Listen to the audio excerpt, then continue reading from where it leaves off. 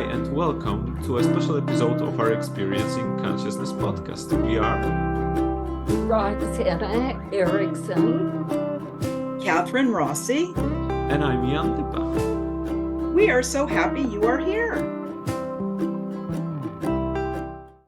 Hi, and welcome to another episode of our podcast. Today we are here with Dr.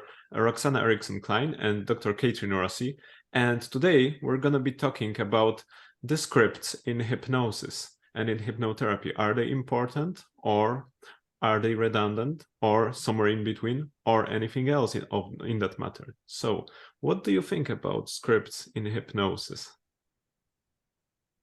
Well, scripts are something that have experienced ups and downs in hypnosis. There has been groups that have been very much in favor of them, and then other groups who have looked down on them like it's the worst mistake that you could make.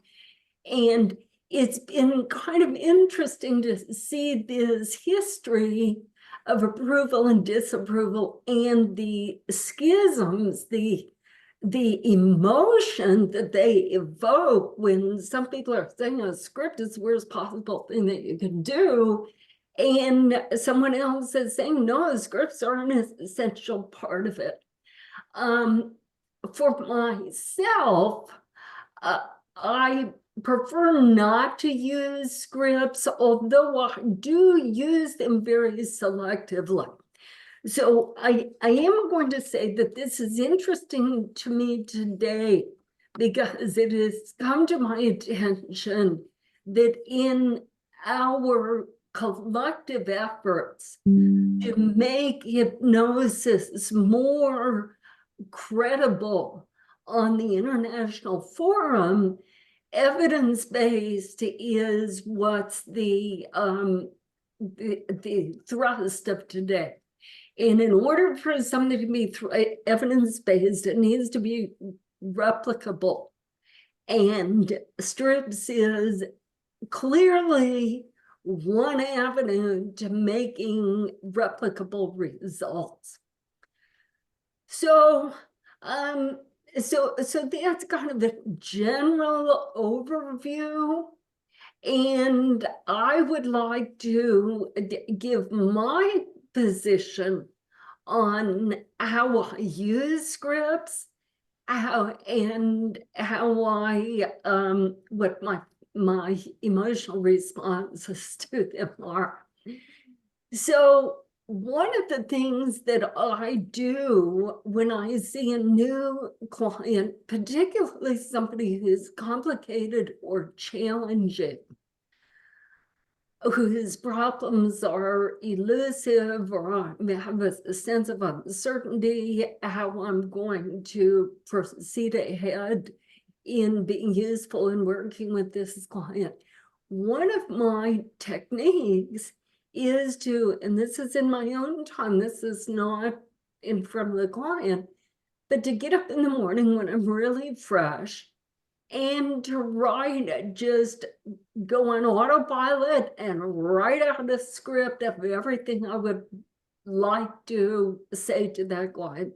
Sometimes I end up with 10, 15, 20, 30 pages of hypnotic work. And as I type, I elicit my own self-hypnotic state. And I will say that sometimes when I do those things, it is beautiful, artistic, efficient, effective, creative. I'm really pleased with what comes out of me in that setup. That's what your dad would do sometimes too, Roxy, is that's where I have a positive attitude, is that he would, for a particular patient in one particular session, he would write out a script, and then he would edit the script, and then he would edit it some more until he had 1 or 2 pages. And then that's how he learned to give the embedded and indirect suggestions. And so he used this, and I think it's like incredibly valuable. I don't think any of those, I've never read any of his scripts. Have you? I don't think so, and I'm gonna have to keep my eyes open. I think that, somehow in the Ericson Archives, if there could be a search for that, I think it would be really, really interesting, because this then, how I want to make everything positive in life. And I don't necessarily have positive attitudes towards scripts because I like it to be individual. But as you're talking about this personal growth for you as a therapist, that actually, that is so exciting to me. And I know that when we've taught together, that often you'll do that. That whether you write it down or whether you go through it in your mind prior to giving a clinical demonstration. And so I think that you're setting me on fire of something good to do. Well, so that is, I do admit that I don't have the patience to edit my scripts down as Dad did. I go through the exercise of, producing these artistic thoughts and ideas and creative approaches. And then I just kind of skim through it before I sit down with the client. And sometimes I highlight one or two of them because I think, oh, this is a key point. I don't want to miss that. But that is, for me, the most useful way of me working with scripts. Now, there is another thing, and that is doing a group induction where you can't be as pointed, as direct, as specific in a group induction, and particularly when I'm doing a group induction in a foreign language with the translator.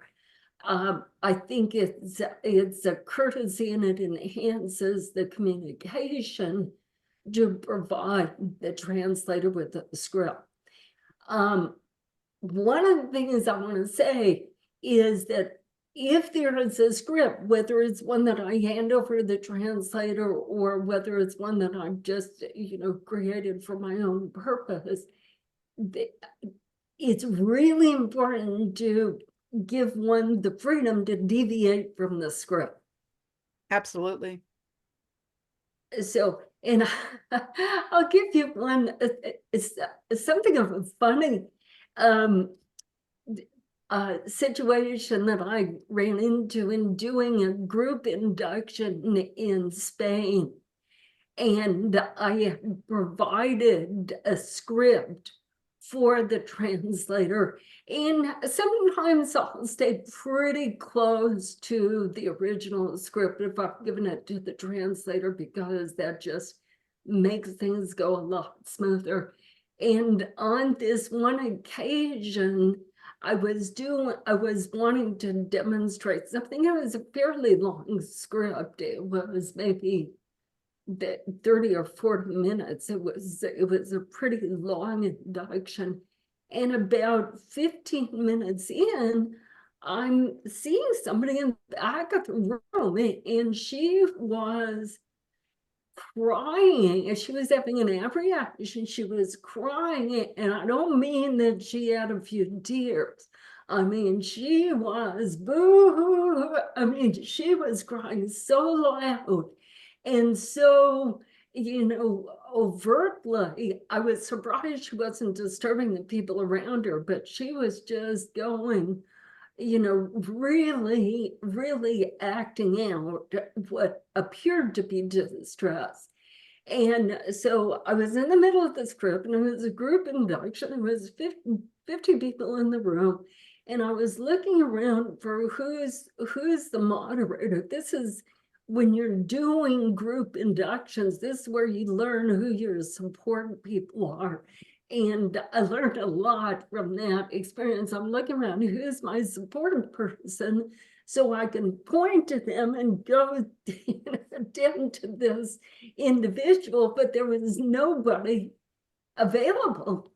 And so I just decided within the next 5 minutes, I just wrapped it up, drew the whole thing to a close, and then made the announcement, I'm going to take a break, now is a good time to take a break. Okay. At which point I zoomed over to the woman who was crying and sat down next to her, and, just was present and asked her how she's doing and what's going on, and, etc. And she was fine. She just had an ab reaction that was she was not in any distress. She did not have any problems. She just acted out and she was confused by her own response. But the translator, it was like they were so, when I deviated from the script, they didn't know what was going on. They got so befuddled and so upset and so, where are you? You're flipping your pages. And it was really far more disturbing for the translator, which again taught me in a group setting, if there is a translator, they need to be educated. This is a script, but we may deviate from. And that concept of deviating from the script, I think, is a really essential concept. And Catherine, why don't you talk for a few minutes about the essential nature of being ready to deviate from the script? Well, you gave a prime example, Roxy, is that when I'm doing a group induction, I'm looking at various people. I'm looking at who's in trance, maybe who's not in trance. Sometimes people, they want to stay in their linear mind because they want to really observe what it is that I'm doing. So they want it from a different level. And then there's some people that go in, very, very deeply like that. And I actually then, in a wonderful way, address that. It's like, so if someone is having a loud crying, I would be saying, and isn't it wonderful to be able to feel things as deep as you do? And just become aware of what's coming up next.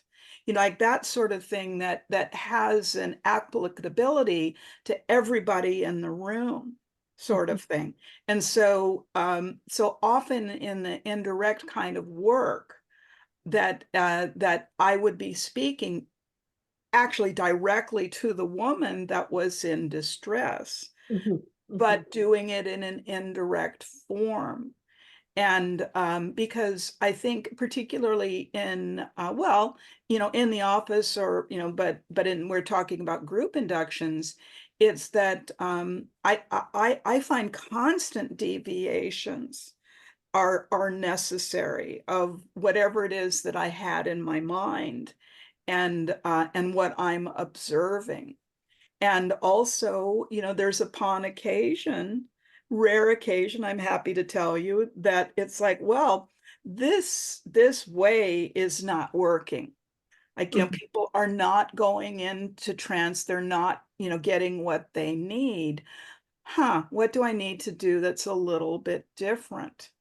And, but also, depending on the percentage of the group, is that, that if there's 20% of the people that are not getting what they need, well, I need to shift.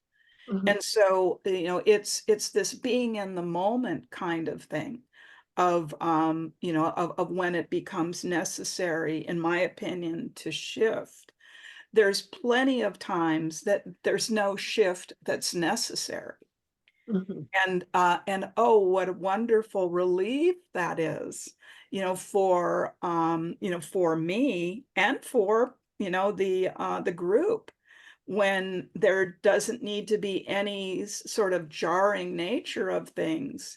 But I applaud you for wrapping things up sooner than 40 minutes. When you see someone that that you're really unsure of.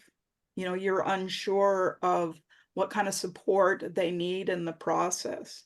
And I think that that kind of sensitivity is really important. And another thing that I do when it's group work, depending on the microphone, for instance. But if I have the leeway, these days, the handheld mics that don't have the cord on them is much better. And so in that case, I would be walking around the group, and I might walk up to the person. I've certainly done this even recently, where I will put my hand on a shoulder, for instance. And, you know, so there's a certain amount of comfort as I'm saying, and isn't it wonderful that comfort is so unexpected? You know, I mean, so I'll be saying something like that, but uh, there's different genes that are turned on and off depending on how physically close you are to a person. And so, so if I'm choosing to wander around in a group, it has more to do with, is there someone in the group that needs my physical presence to be really close so the immediate early genes turn on? And that also sometimes people need my mirror neurons. And the closer you are to that person, when you're with someone that believes in you, that no matter how deep you're going, no matter how difficult it is, when you know you have someone that believes in you, you know, you can stay with it often long enough to have a transition. So I know it's kind of going off script about scripts, but that it's more of in doing group inductions and things. And I will say this, that generally speaking, I will not reach out and touch somebody, a physical touch with someone, unless I ask them, is it okay? And so in those instances, it was be a quiet thing. Is it okay if I touch your shoulder and get a nod? You know, so there's not a jarring, there's really a respect with it. But having the freedom, that to me is when you're deviating from a script, is you're giving yourself and that client a personal freedom, and that you're responding to them in the moment. And part of that is the seasoning of experience.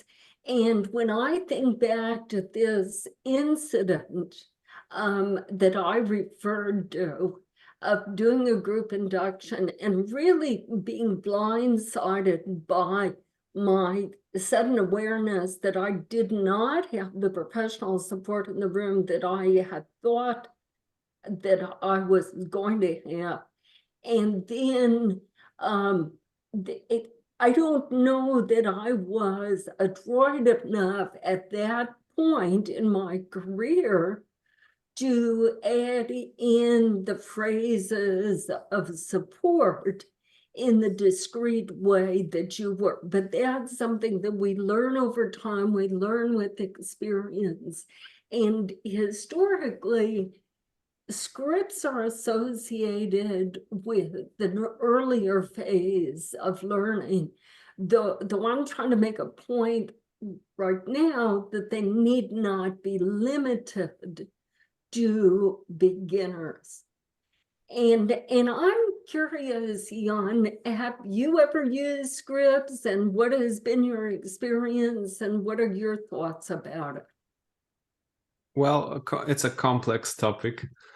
Well, when I'm thinking about scripts in hypnosis, I kind of put them together with treatment manuals in CBT, because it's like a bit similar, you know. And so, because as you know, my second approach, supportive approach, so to speak, is CBT. So I'm always like, it's in this case, it's a good point of reference, because with treatment manuals, it's like, you know, those booklets where you've got everything kind of said, what you need to do in each session, and it's very informative and interesting. But then you've got a client that comes to your office, and they have the needs of a particular time and space, and most of the times, it's not 100% kind of fit into the treatment manual or something like that. And same here. When I was learning CBT, Judith Beck told us in a group that treatment manuals were mainly developed for the purpose of research, so that you can have a standardized procedures and do test the whole treatment plan and see how it works, and then eventually make it even better. But in a client setting, in a private practice, or in an office, it's always here and now, and whatever is you do whatever is necessary. And when I'm thinking about scripts in hypnosis, it's kind of the same attitude that I have. I mean, for example, we were recently doing a paper with Dr. Catherine Rossi on enhancing the responsiveness to hypnosis. And so I went through a lot of papers that were research papers on how to enhance, the responsiveness or susceptibility, hypnotic susceptibility. And in many of the cases, they were saying, they were describing what they did, but they didn't actually show the actual scripts that they were using. So that was difficult for me. And in those cases, scripts would be of incredible value, so that I could actually see how the research was conducted and what they actually told to the clients or to the research subjects, for example. And so that would be of incredible value. And also, when I'm going through the books of Dr. Erickson and Dr. Rossi, and there are the transcripts of sessions, you can also treat these as scripts. So it's fair to say that I learned huge amount of things from those. And I went through them so many times that I can say that I literally know some of them by heart. And so they gave me a lot of things to think about, and a lot of skills to implement into the treatments, and so on. But then, and also one more thing about the scripts is that sometimes I also like to, just as you said, prior to the session, prepare myself in such a way that I kind of write the whole thing and think about how to say things and so on. And the purpose of it, because then I don't use it on a session, but the purpose of it is to strategize a bit and to train myself in my language that I use, and the communication that I use, to be more and more precise.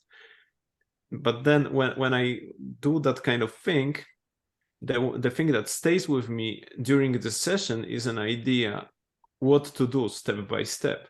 Sometimes it doesn't work at all, because you come to the session and everything is totally different. You think, so many times it happened that I was planning what to do on the session, and then the client comes in and says, well, I know that we were meant to work on this subject, but I've got something more important to work on today, because something actually happened. So I go, okay, so let's talk about this, and then we see what's going to happen next. I set the agenda, and then we discuss how to kind of put it into the whole framework.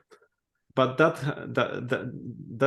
what that does, is that suddenly all those preparations are, so to speak, they will not be implemented. But that doesn't mean that they are that it wasn't a good thing to do it. For example, I had once a client who said that who told me that they want to work on allergy to hay. You know, so they had the allergy to some kind of hay or something like that. You know, and yeah, and I said to them that truth be told, I never done that. So I don't know if that's even possible. Let me see the research on the subject. If you can I mean, I know that you can utilize hypnosis with allergies. And then I found some papers on treating the hay allergy with hypnosis. So I went through what they did, and I thought to myself, there was a procedure, for example, where what you do is you put someone in a trance and then put them through the regression to a period where they do not have the allergy. And then you teach them how to kind of elicit that state in a periods where there's the allergy. So I created a script based on that. And then I thought to myself, okay, we can upgrade that by putting some more of the deep trance in it. So what I can do with the deep trance and that script, well, I can add some more automaticity so that, you know, include, for example, start with something like hand levitation, and then so that the patient or the client can experience the automaticity of the process, automaticity of actions, of their own motor movements and everything else, and then build upon that the automaticity of the reactions. And what happened was I did this procedure, and then I said, while they were in a slightly deeper trance, that the unconscious can actually launch that anytime that they will see the hay somewhere in the fields, or that the unconscious will seem fit. And then I also taught them in a more conscious state all those things that there were in the original procedure. So I did the unconscious kind of work so that there would be post-hypnotic suggestions that would launch this whole thing automatically. And then also I taught them how to do it consciously, launch it, you know. So I did this second level. And so I created this idea, but I didn't do the protocol that I created. I just knew, because I created the script, I knew what I probably gonna need to do step by step. So I created, in this way, I created a strategy that then I individualized when I was working with the person. And it worked. And generally, how I use the scripts in treatment is that I create them, or I check how others did something based on their scripts, and then I take from it some elements and, you know, put it like bricks, like Lego bricks. I kind of put them in specific order and thinking to myself, I can do this, maybe do this then, and so on. And sometimes I do it step by step as I plan, and sometimes I don't, based on the individuality of the client. You know, sometimes you think you're going to do something, and then in a trance something comes out and bam. So as you said, deviations from a script are also very important. And I never use the script in the session, but sometimes I plan ahead using scripts. And that's one thing. That's me in a treatment, in a private practice, when I use the script. And then there's also me as someone who supports research. And in research we need standardization to be able to replicate something, or if something doesn't work, to be able to see into it and see what could possibly go wrong. And then, you know, if you've got the whole script, you can say, well, I think that this was done in such a way that it kind of decreased the likelihood of the process going in a good direction or something. And then you can alter it and check experimentally, right? Doing experiment and see if you are right or wrong. So that's how we move forward the science. And so I would kind of divide that into those two fields, like research and practice. And I would put it differently. In research, I would definitely support scripts in a way, you know, to be able to check what works and what doesn't. But that actually will lose a bit on the individuality. It's like with testing susceptibility, right? You do it in a research setting, and there's those levels that some people will go this high, some people will go that high, and then you take someone that scores like minimum on the Spiegel test or whatever on, you know, the Hilgard scales, and then you put them into a trance and they do just fine. The problem is that when you meet with a person, you can individualize the treatment and see how they respond to things, and then they can go deeper. But on the other hand, you learn from other things, you know, like scripts can be something to learn from on all the levels of advancement, right? And then individualization makes it work even more. That's how I think about that. That's really fascinating. Well, in the paper that you described on trance and trance deepening, it's coming out in the Science of Psychotherapy journal, I think this week. And so it's always good. It's a wonderful, I think they call it a magazine, but the Science of Psychotherapy. So if you just Google Science of Psychotherapy and Deba or Rossi, you might have that come up. And, you know, as we move into this idea of scripts in research, so it was necessary for Ernie and I to create a script, and so that we could have something standardized to test for what we wanted to do with psychosocial genomics.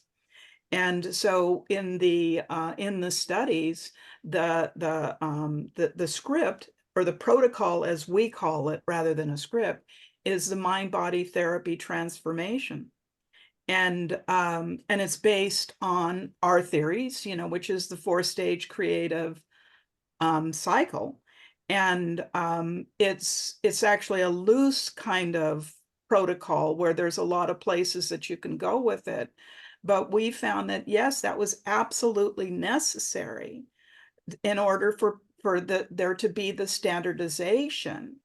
And where we deviated some is that it's not, you know, it's not an exact script with things. We wanted to make sure that it could be individualized, but that there was in this protocol of where you start and each time and how you evaluate on it. And I do remember that we ended up making it quite simple, but it was quite the mental gymnastics to, you know, to create a protocol, to create the script. And so far that's been going pretty good. But what I really like about what both you, Jan, and you, Roxy, are utilizing scripts for is this connection. It's this personal growth. It's to be able to enhance your minds to be more sensitive to the client, and thereby you're more sensitive to yourself. And so it creates inherently with it, and it's work. You know, when you sit down and write out a script or, you know, study, and that's a lot of work. But in the end, it can create amazing flexibility, you know, of thinking and of action, so of behavior, of how you're going to be with the various clients.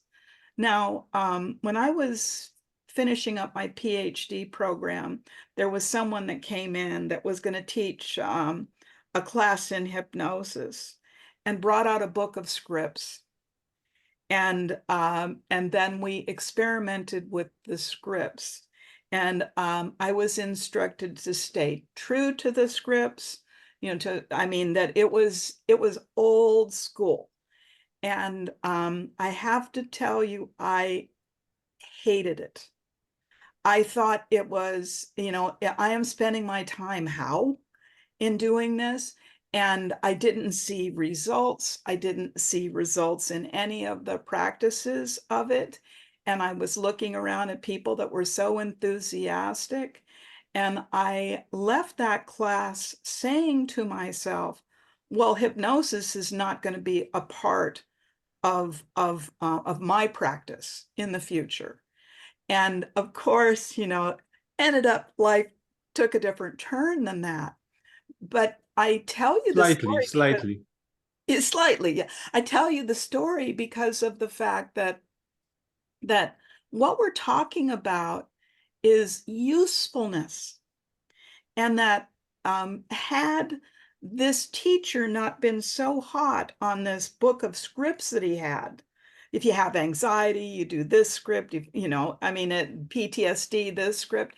And had there been a discussion of how you put a script together, for instance, so not just handing me something and it's like when a dog does a good thing, you pat him on the head, good dog, where they're not thinking it through. And so if we can make this enthusiasm of, hey, look at some of these practices, look at some of these protocols. As Jan said, I looked at on 2 levels or 3 levels or 4 levels. And then it's interesting to you, the therapist. And the more engaged you can be with that kind of excitement, the more full of life that you're going to be. And in this respect, I appreciate this discussion a lot.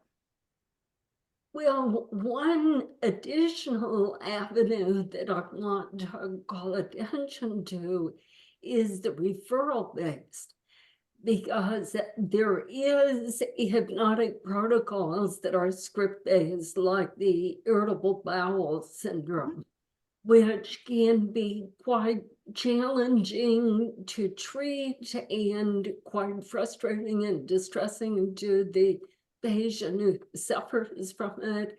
And they're not always responsive to the medical approach to treatment. But there was a researcher who created this irritable bowel syndrome and ran it through the critical mass of research subjects, and found that using the irritable bowel syndrome, it had success. I think it was like 80% of the subject. It was really dramatically high in terms of being effective for the subject. And so that protocol is out there, accepted in the medical schools, accepted by the gastroenterologists, and I, with some frequency, get a referral from the medical school of this person has not been responding to the standard treatment for irritable bowel syndrome. Will you offer them the protocol and see if that's going to help them? And so when I got my first referral in this and acquired a copy of the protocol, I read through it and thought, well, I don't entirely agree with everything that's being presented in this. This is not necessarily the words I would use, and the imagery is, I'm not 100% on board with imagery in this sequence or in this way. But on the other hand, I was able to see, okay, as Jan pointed out, there is an element that, I can pick up this and add it into my repertoire. Now, one of the things, if I get a referral from the medical school that they want me to treat irritable bowel syndrome with the protocol, then on some level I feel obliged to stay true to what the physician has referred this patient for. And on the other hand, if I get a patient in my private practice that has these issues. Now I've got more freedom and flexibility to personalize it in a way that I can, feel like I'm doing my best work with this client. One of the things that has surprised me is that even with what I consider to be unfortunate word choices and perhaps even mistakes in the protocol, they the patients do tend to they're forgiving. They're resilient. They do seem to get a really good response. So the point I'm trying to make is that this builds bridges between the clinicians, the hypnotherapists, and the medical school and the medical community, that there is that evidence-based research, which starts out that don't deviate a single word or a single box or a single phrase from what's presented here. But that is important for the advancement and onward recognition of hypnosis as a valid and useful tool. So, Agreed. Mhm. I just said Yeah. agreed. And also the fact that we live in this world where it's so easy to research things online. And why not expand your thinking? As Jan looked at, hay allergies, as you're explaining irritable bowel syndrome, that we have the opportunity of not reinventing the wheel. But in seeing, is there any research? Is there, and if there isn't research, is there direction on specific ailments that might benefit? So I also want to call attention to beginners training. Now, I've worked with enough beginners to recognize that very frequently people go through the standardized American Society of Clinical Hypnosis training or beginning training through one of the other major organizations, and they come out through the training and still feel like they're lacking, don't know how to sit down and introduce trans, don't know what they're going to say, don't have self-confidence that things are going to go that smoothly. And so having scripts to practice on can be a really useful tool. And there are some good books out there. I know Walters and Havens has a really good book of pretty general hypnotic scripts that I've flipped through it and read them and thought, oh, they did a really good job in assembling these resources for a student who doesn't have the confidence of knowing where they're going to go once they introduce hypnosis to the therapy.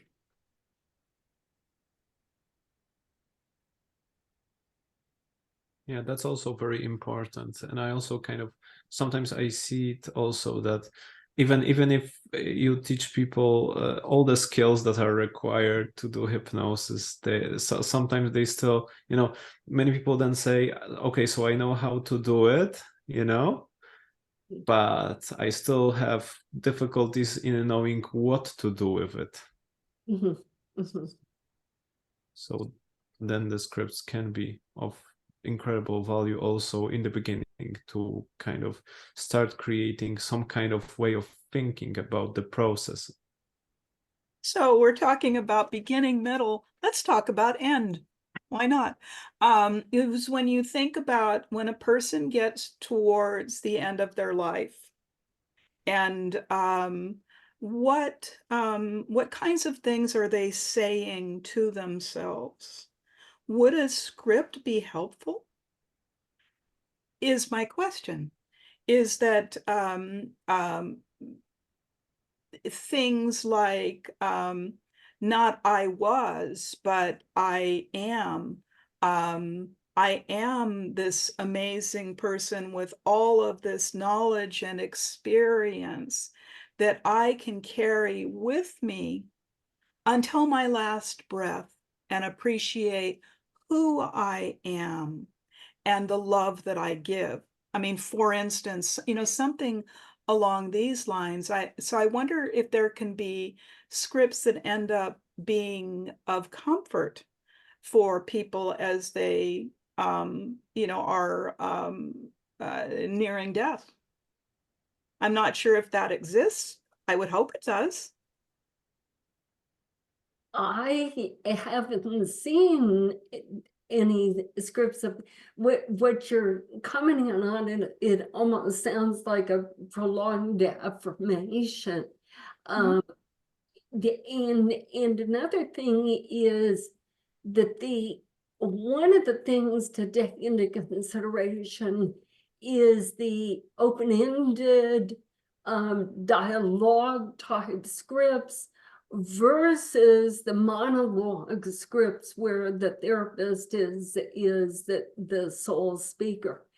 In end of life, if somebody is still capable of self-expressing, then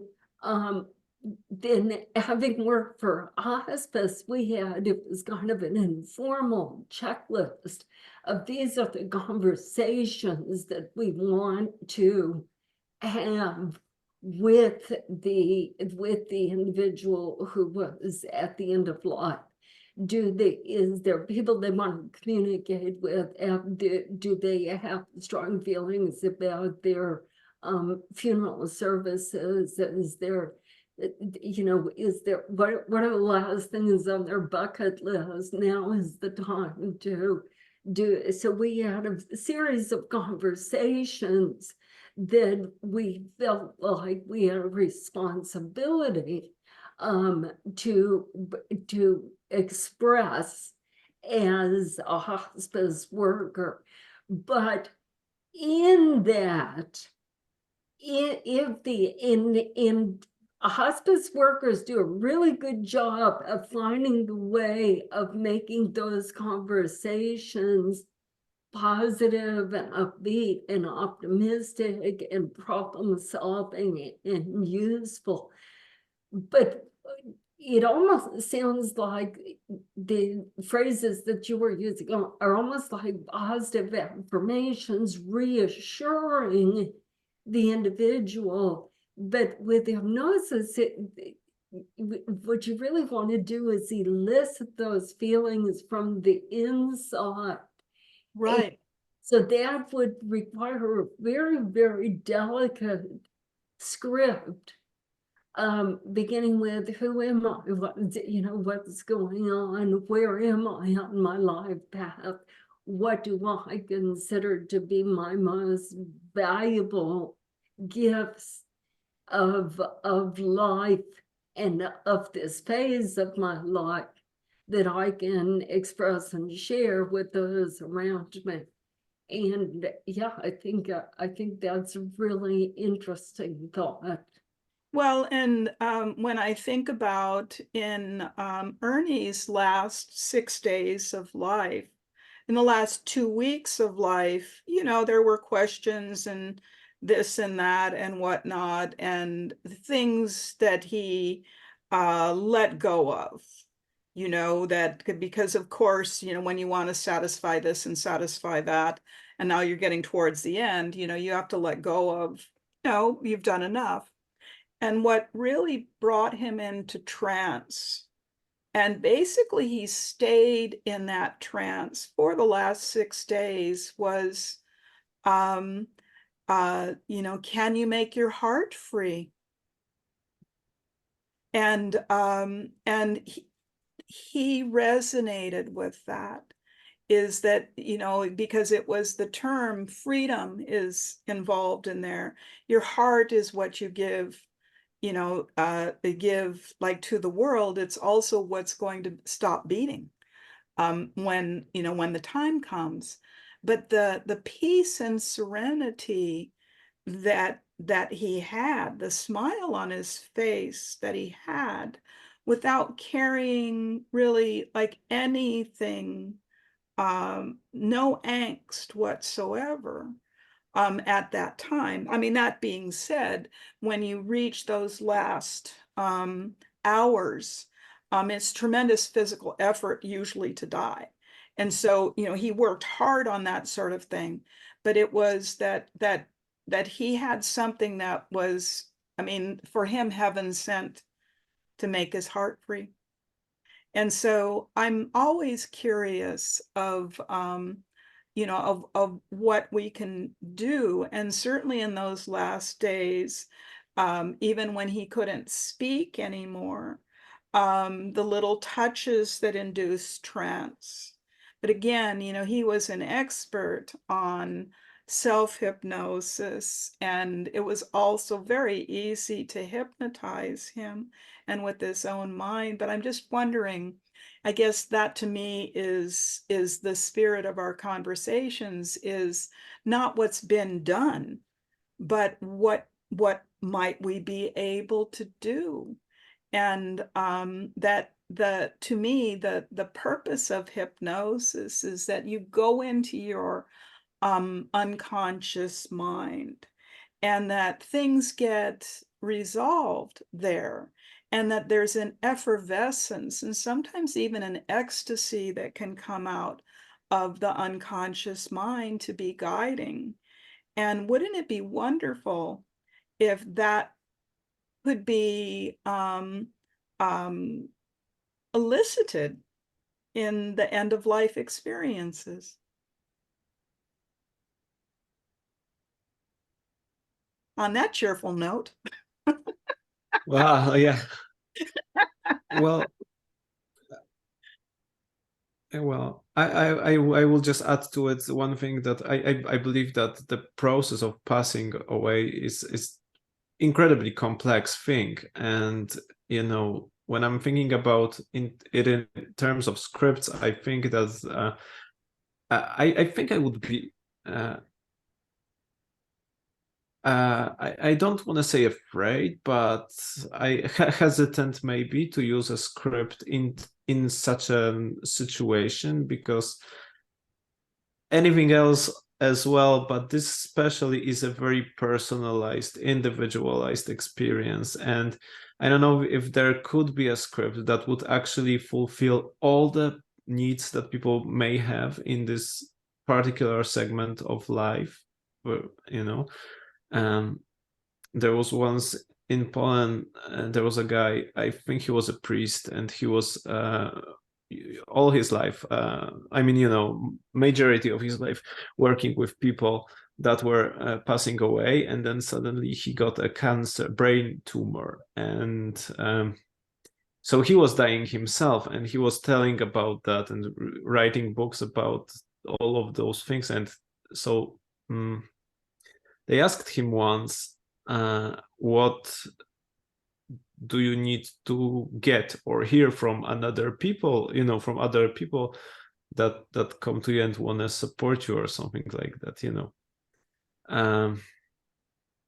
And he said something like, I don't think I can quote that directly, but what he said is that he doesn't need a support like, you know, people saying everything is going to be fine or something like that, because you know it won't. But what you want to hear from people, what is important, is that I know it's difficult and I'll be there for you, I will not leave you, you know, something like that.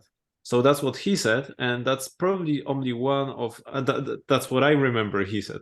Maybe he said something totally else, but that's what I can recall. And I think that's one of like probably thousands of needs that people may have. So that's just something I wanted to add to this part of a segment of our conversation. A one size doesn't fit all. I mean, and so, you know, but I'm just, and that it does require an exchange, not just a monologue. It requires an exchange. But and when I think about the script, it would be the script that the person creates for themselves.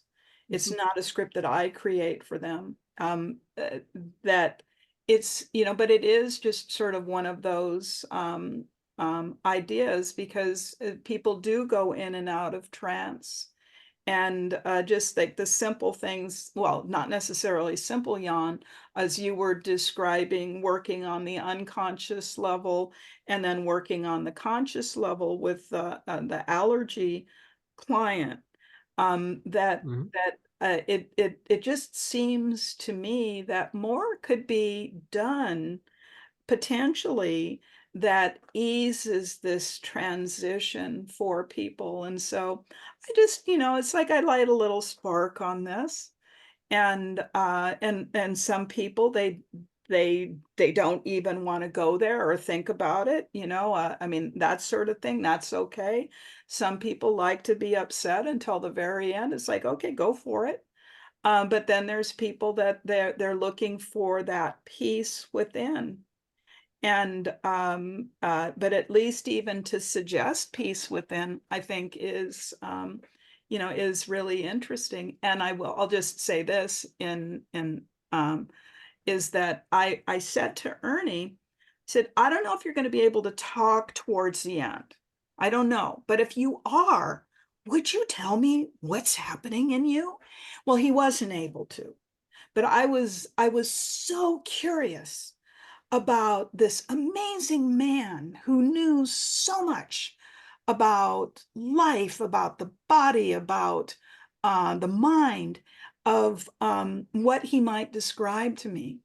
Of course, that didn't happen, but I certainly set the opportunity.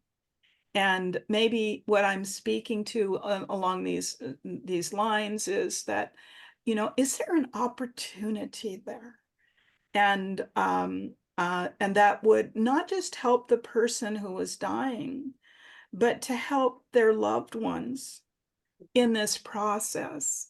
And I don't know, it's just, I mean, obviously I have an interest in this, having traversed the course with Ernie, but I'm just always interested in people finding their best selves, all the way to the last breath.